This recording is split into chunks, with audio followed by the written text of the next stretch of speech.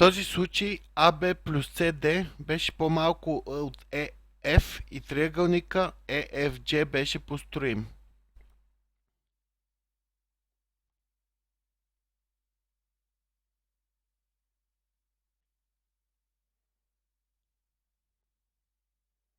Нека AB и CD, сборът на AB плюс CD, да бъде по-малък от EF.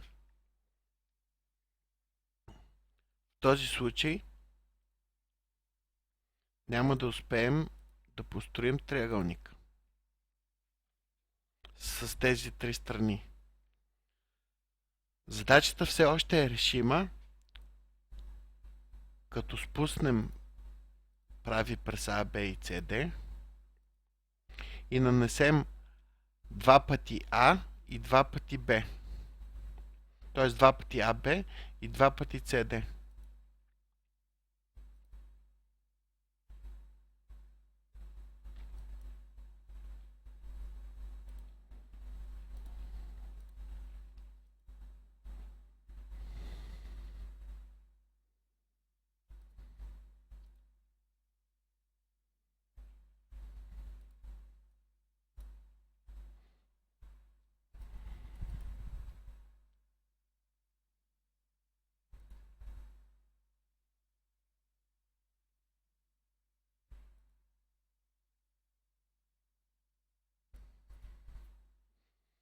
Така построените отсечки AH и CG са равни на два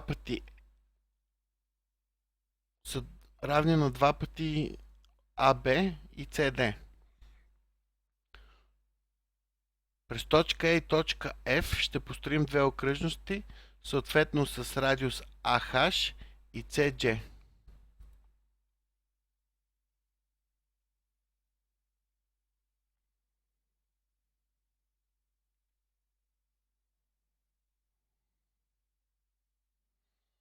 Които в този случай вече се пресичат. И продължаваме с решенията, с построенията от предходната задача.